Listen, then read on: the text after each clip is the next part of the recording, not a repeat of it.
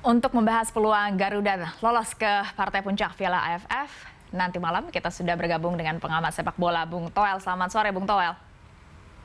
Selamat sore Stefani. Ya, Bung Toel, nanti malam bisa dibilang menjadi laga hidup mati bagi kedua tim nih. Bagaimana peluang Witan dan kawan-kawan nanti malam kalau kita melihat permainan tim di laga pertama kemarin di GBK, Bung Toel? Ya, kalau lihat permainan di leg pertama semifinal kemarin di GBK, kita punya harapan lah, kita punya peluang. Menurut saya leg pertama semifinal kemarin adalah penampilan terbaik Indonesia sejauh ini di Piala AFF. Jadi kalau ingin meraih tiket ke final, Indonesia minimal harus main seperti kemarin. Kalau bisa yang kurang-kurangnya diperbaiki. Bukan kalau bisa, harus. Kalau ingin ke final harus diperbaiki yang kurang-kurangnya. Tapi standar minimalnya sudah ditetapkan kemarin tuh. Cara mainnya seperti kemarin. Ya Bung Toel, kalau berkaca dengan permainan di laga pertama tadi, banyak yang menilai lini depan timnas kita yang masih menjadi PR Sintayong. Anda sepakat Bung Toel atau punya pandangan lain? Ya, bukan semata-mata lini depan sih. Memang belakang dan tengahnya sudah solid. Vietnam susah nembus. Sekarang persoalan tinggal bagaimana mengeksekusi finishing. Kalau lini depan kita nggak banyak suplai bola juga nggak bisa kita bilang lini depan kita jelek kan. Jadi memang persoalannya adalah satu sentuhan kecil, kerja sama tim yang bagus, memanfaatkan setiap peluang. Semoga kali ini ada gol. Gol bisa dari pemain mana saja lah. Mau pemain depan bisa, pemain tengah bisa, pemain belakang bisa, nggak masalah sebetulnya. Jadi berapa banyak suplai yang bisa diberikan sehingga kemudian pemain depan kita bisa mendapatkan sebuah kesempatan gol, itu yang penting. Nggak bisa kita hakimi langsung bahwa oke, strikernya jelek, strikernya nggak kualitas, nggak semata-mata itu sih. Memang kalau ada striker yang lebih bagus sih bisa saja direkrut, tapi kan nggak ada.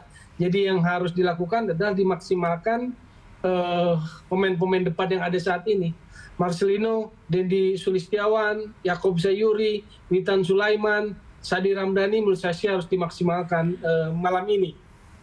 Nah, kalau kita lihat Sin ini memainkan strateginya dengan sengaja memasukkan 3 pemain depan dan gelandang tadi di menit-menit akhir. Sepertinya kalau boleh kita bilang ini counter attack. Tetapi tidak terjadi juga gol. Dari 13 ancaman ke gawang yang jadi gol, 31 ya, bahkan ancaman ke gawang yang jadi gol hanya 12. Catatan Anda seperti apa Bung Toel? Kalau khusus leg pertama semifinal kemarin, pendekatannya memang counter attack, serangan balik. Jadi Vietnam pegang bola, posisinya kan lebih tinggi tuh, 56% berbanding 44 Indonesia. Tapi dari segi efektivitas tekanan ke gawang lawan, Indonesia jauh lebih bagus. Jadi peluang gol Indonesia, shooting atau ancaman ke gawang Vietnam lebih banyak dibandingkan Vietnam sendiri ke gawang Indonesia. Jadi persoalannya adalah tinggal bagaimana efektivitas itu makin ditajamkan menjadi gol, itu saja sih sebetulnya. Tapi kalau pendekatannya sih menurut saya sih sudah tepat. Counter attack memang, kalau soal pergantian tentu situasional. Kalau pemain-pemain yang ada bermain sangat baik kan memang nggak perlu diganti gitu loh. Jadi nggak bisa dibilang bahwa pergantian pemain terlalu terlambat atau tidak. Karena pergantian itu harus jadi alasan taktikal ya, perubahan taktikal lah. Gitu. Pada laga kedua ini karena tantangannya jadi berbeda, tekanannya juga berbeda Bung Toel, karena harus ada gol agar bisa lolos ke final nanti.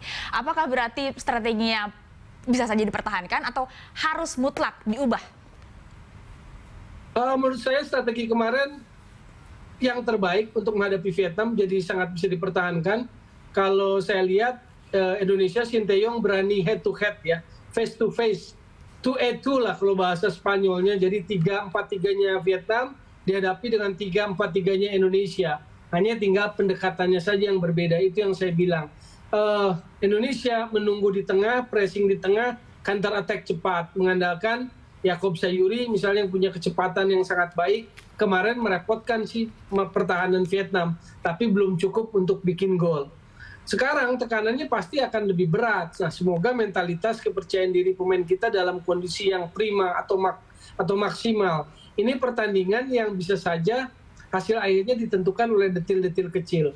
Artinya jangan ada kesalahan apapun. Nah, kesalahan bisa terjadi karena kegugupan, ketegangan. Nah, itu yang harus diatasi. Non-teknis itu yang harus diatasi untuk pertandingan sepenting ini. Anda melihatnya mentalitas pemain kita seperti apa? Karena ini bermainnya di kandang lawan, Bung Toel. Ya, tentu kemarin sih leg pertama sih oke ya, mentalitasnya mereka siap. Ini sekarang di kandang lawan di Vietnam, menurut saya sih mereka harus hadapi itu. Jadi siap lah menurut saya sih mereka, walaupun bukan hal yang mudah ya. Kita bilang siap pada pelaksanaannya kan nggak gampang lah memasuki stadion yang sebagian besar dikuasai oleh penonton tuan rumah dengan gemuruh dan sebagainya. Semoga pemain kita tetap fokus konsentrasi pada permainan di lapangan, itu aja sih. Ya, karena kalau kita lihat para pemain Vietnam ini juga dinilai kerap bermainnya keras begitu ya, bahkan ada yang menyebutnya Spartan. Apakah Fahrudin dan kawan-kawan juga perlu mengantisipasi ini, Bung? Mengingat lagi-lagi tadi ya kita bermain di kandang lawan.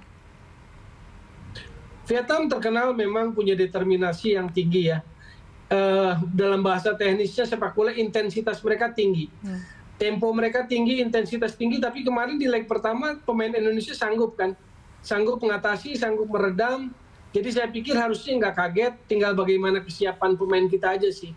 Satu lagi menurut saya sih, situasi bola mati, set pieces bola mati, entah itu sepak pojok atau tendangan bebas, itu harus dimaksimalkan benar-benar oleh pemain Indonesia untuk peluang gol. Karena kemarin di GBK waktu leg pertama ada banyak pelanggaran pemain Vietnam di depan area penalti kan. Hanya semua tendangan bebas yang kita peroleh tidak ada yang jadi gol gitu loh. Belum maksimal. Kalau Anda baca siapa pemain Vietnam yang perlu mendapat perhatian khusus dari timnas kita, Bung Toel?